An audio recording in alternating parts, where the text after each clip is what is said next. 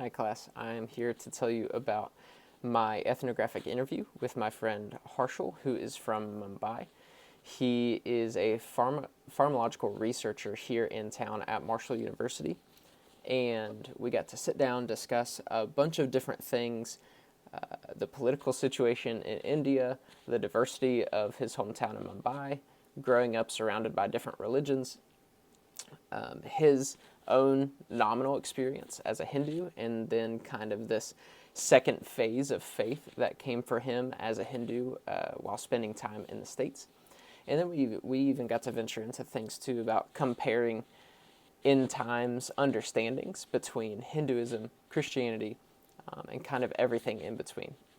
He showed wonderful hospitality. He made me tea in his apartment, shared Diwali snacks that his mom had sent him, and overall just was very kind and understanding through this entire process of asking sometimes hard questions and asking him to be somewhat critical even of his own culture and his own faith and seeing things in potentially a different light.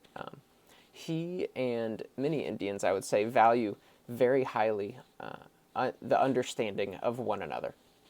So he was very excited about the opportunity to learn even more about me as a Christian and how we process the world, almost as excited as I was to learn about him and fulfill everything that was set forward in the assignment and all that kind of stuff. But we had a really good time discussing a bunch of those things. We actually met twice for interview-specific purposes, and then I ran into him coincidentally at one of the campus ministries at Marshall. So I'll tell you a few things. Like I said, he considered himself kind of a nominal Hindu before coming to the States. So he knew that that was what his parents valued and the belief system that he grew up with. But until people were asking him questions here in the States about his faith and about what he believed, and it was that gave him the motivation to better understand things, because he felt like he had this obligation to not only his home country but his home faith to have good answers for people and be a good informational window to his home culture and home faith, and he wanted to represent them well. So he's become more convicted of those things as he's kind of progressed that and during his time here.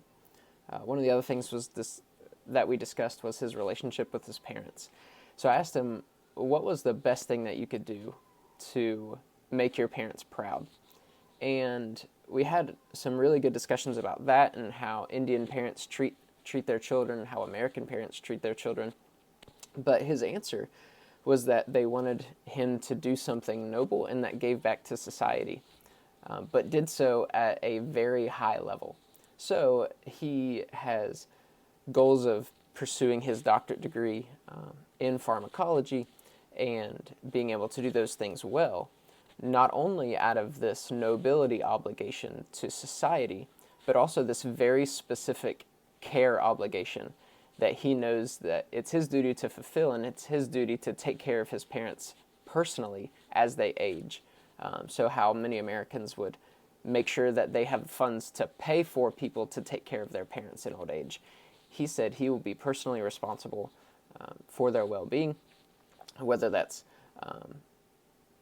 him living with them again and making sure that everything is taken care of for them, or however extensive that needs to be, that responsibility will fall on him physically and financially. So part of this nobility structure is taking care of society in general and taking care of your family very specifically and having plenty of funds to do that. So he said the stereotype kind of holds up that Asian parents want all their children to be doctors, and part of that is so that they can care for people around them, but also so that they can be financially well off to take care of their family. And I do want to tell you that specific encounter that we had at the college ministry was one of my favorites. I was reminded of the beauty of some stories that I think Christians can kind of grow callous to. So the band of that evening, who they were singing about Shadrach, Meshach, and Abednego and God's faithfulness to his servants through that whole process. And I got to stand in the back with Harshel, knowing that this was very foreign imagery to him, and explain why they were singing about the other one in the fire. How there were three that were put in the furnace, and there was a fourth there. They came out unharmed. So I got to stand in the back of this Christian ministry with a Hindu, talking about idolatry and how God honored those who didn't cave to idolatry, and how we can look forward to Jesus, who's the one who ultimately provides that salvation and saving for us if we are faithful to him and solely give our lives to him. So that was a very fun experience. I had a great time getting to know him, and look forward to even continuing our conversation and continuing our relationship with one another. But thankful for that, and thankful for this class that provides assignments and needed motivation to reach out to international students and the internationals that we live around. Thanks.